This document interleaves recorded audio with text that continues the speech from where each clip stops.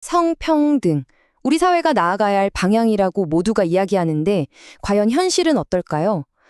유엔에서 발표한 데이터가 있는데 이걸 보면 아마 깜짝 놀라실 거예요. 우리가 생각하는 것보다 상황이 훨씬 더 심각하거든요. 유엔의 최신 보고서가 아주 강력하게 경고하고 있어요. 지금 이 속도로는 안 된다는 거죠. 너무 느리다는 거예요. 이대로 가다가는요, 완전한 성평등은 진짜 수백 년 후에나 가능한, 그냥 꿈 같은 이야기가 될 수 있다는 겁니다. 화면에 보이는 저 모래시계처럼 시간은 계속 흘러가는데 말이죠. 네, 286년. 잘못 보신 거 아니에요. 정말 286년입니다. 이게 무슨 뜻이냐면요. 지금처럼 가면 그냥 법적으로 여성을 차별하는 조항들을 없애고 기본적인 보호장치를 만드는 데만 이만큼이 걸린다는 거예요. 다른 건 다 빼고 법만 바꾸는데도요. 그러니까 우리 세대는 물론이고 우리 아이들, 그 아이들의 아이들 세대까지도 완전한 평등은 못 볼 수도 있다는 그런 얘기가 되는 거죠.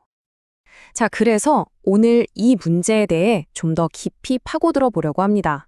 먼저 도대체 왜 이렇게 오래 걸리는 건지, 어떤 격차들이 가장 심각한지 살펴볼 거고요. 그리고 위기가 닥쳤을 때 이 불평등이 어떻게 더 나빠지는지도 알아볼 겁니다. 마지막으로 제일 중요한 거죠. 해결책은 뭔지, 그리고 우리가 평등을 잃었을 때 어떤 엄청난 가능성이 열리는지까지 이야기 나눠보겠습니다. 네, 286년. 정말 엄청난 숫자죠. 근데 이 숫자가 그냥 딱 하나의 문제 때문에 나온 게 아니에요. 우리 사회 구석구석에 있는 아주 깊고 오래된 장벽들이 쌓이고 쌓여서 만들어진 결과입니다. 그럼 지금부터 그 장벽들이 구체적으로 뭔지 하나씩 뜯어보겠습니다. 가장 기본 중의 기본, 바로 법부터 한번 볼게요. 지금이 21세기잖아요? 그런데도 전 세계 국가의 절반 이상이 여성이 특정 직업을 갖지 못하도록 법으로 막고 있다는 거 믿어지세요? 심지어 54%의 나라에는 돈이 없는 성관계는 강간이다라는 이 당연한 법조차 없어요. 그러니까 기본적인 신체 안전, 직업 선택의 자유, 심지어 내 아이에게 국적을 물려줄 권리까지 이런 것들이 법이라는 이름으로 가로막혀 있는 거죠. 출발선 자체가 다른 거예요. 이렇게 법적인 보호가 부족하다 보니 결국 폭력으로 이어지는 경우가 많습니다. 지난 1년 동안에요, 15세에서 49세 사이 여성 8명 중에 1명이 가장 가까워야 할 파트너에게 폭력을 당했다는 통계가 있어요. 8명 중 1명, 이건 그냥 숫자가 아니죠. 바로 우리 주변 누군가가 겪고 있는 끔찍한 현실입니다. 그런데 여기서 희망적인 부분을 좀 발견할 수 있어요. 정책이 정말 효과가 있다는 건데요. 보세요. 가정폭력 방지법이 제대로 마련된 나라에서는 파트너 폭력 비율이 9.5%인데 그런 법이 없는 나라는 16.1%까지 올라갑니다. 차이가 엄청나죠? 이건 법과 제도가 여성의 안전을 지키는데 정말 중요하다는 걸 보여주는 명백한 증거입니다. 정치나 경제 쪽 리더십을 봐도 격차는 여전해요. 나라의 중요한 결정을 내리는 국회만 봐도 여성 의원 비율이 27%가 채 안 됩니다. 생각해보면 우리 사회의 절반은 여성인데 그들의 목소리나 경험이 우리 미래를 결정하는 자리에는 제대로 반영되지 않고 있다는 뜻이잖아요. 보이지 않는 노동이라는 말 들어보셨죠?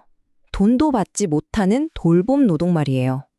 이게 또 엄청난 부담입니다. 전 세계적으로 여성이 남성보다 무급 가사노동이나 돌봄 노동에 쓰는 시간이 무려 2.5배나 많대요. 이 보이지 않는 짐이 결국 여성들의 경제 활동을 막고 경력을 포기하게 만드는 가장 큰 이유 중 하나가 되는 거죠. 자, 그리고 이런 불평등은 위기 상황이 닥치면 더 심각해집니다. 우리가 최근에 겪었던 코로나19 팬데믹을 생각해보면 딱 맞아요.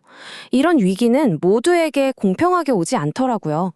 기존에 있던 불평등을 더 깊게 만들고 그동안 힘들게 이루어왔던 성과마저 뒤로 돌려버리기도 합니다. 한 연구에서 이 문제를 정말 날카롭게 짚어냈는데요. 전 세계의 공중보건 비상 대응이 성평등과 인권에는 눈을 감아버렸다. 바로 이겁니다.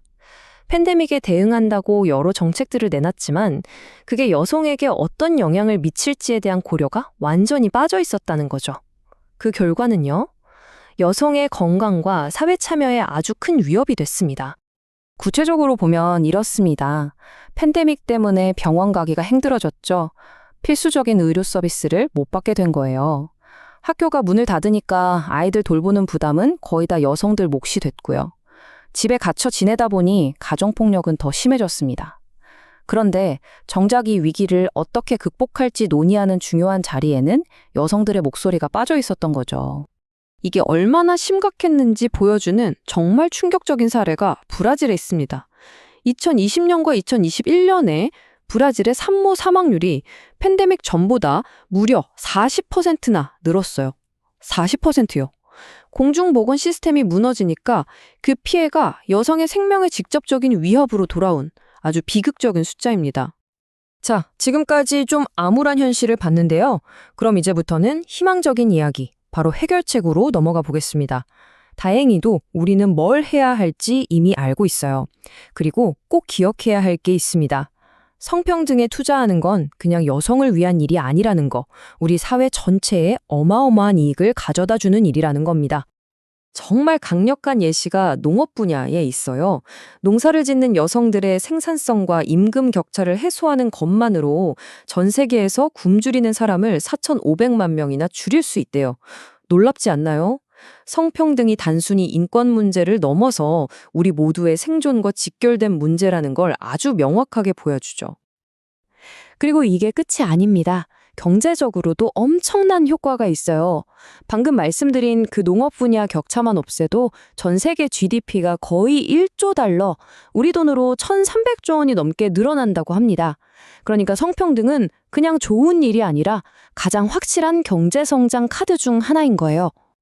이런 투자는 정말 놀라운 나비 효과를 가져옵니다. 예를 들어 돌봄 경제에 투자하면 2035년까지 일자리가 거의 3억 개나 새로 생길 수 있고요.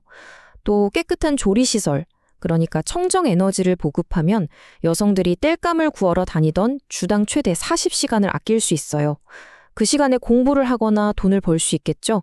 집에 전기가 들어오는 것만으로도 여성 고용률이 최대 23%포인트나 올라간다고 하니 대단하죠.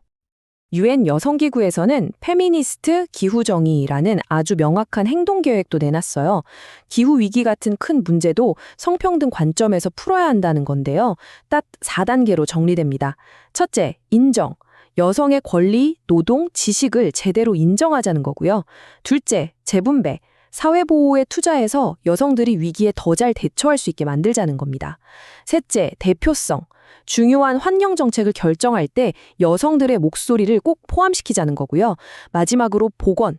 역사적으로 잘못된 것들을 바로잡고 기후행동에 제대로 돈을 쓰자는 거죠.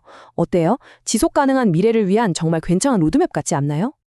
자, 이제 이야기를 마무리할 시간입니다. 오늘 쭉 보셔서 아시겠지만 성평등은 결코 여성만을 위한 문제가 아니에요. 우리 모두가 더 나은 세상에서 살기 위해 지속 가능한 미래를 만들기 위해 반드시 풀어야 할 가장 기본적이면서도 중요한 과제입니다. 오늘 이야기의 핵심 메시지를 한 문장으로 요약하면 이겁니다. 여성의 권리에 투자하는 것이야말로 지속 가능한 발전으로 가는 가장 확실하고 빠른 길이라는 것. 가난을 없애고 모두가 건강하고 더 나은 세상을 만드는 것. 이 모든 목표가 결국 성평등이 이루어져야 가능합니다. 여성에게 투자하는 게 바로 우리 모두의 미래에 투자하는 것과 같아요. 우리가 맨 처음에 봤던 그 숫자, 286년. 다시 이 숫자로 돌아와서 질문을 던져봅니다. 2030년이라는 목표는 코앞인데 이걸 어떻게 해야 할까요? 286년이라는 저 까마득한 숫자 대신 바로 우리가 살아있는 동안에 성평등을 현실로 만들려면 도대체 무엇이 필요할까요? 이 질문은 이제 우리 모두의 숙제입니다. 우리의 작은 선택과 행동 하나하나가 저 286년을 얼마나 줄일 수 있을지 진지하게 고민해봐야 할 시간입니다.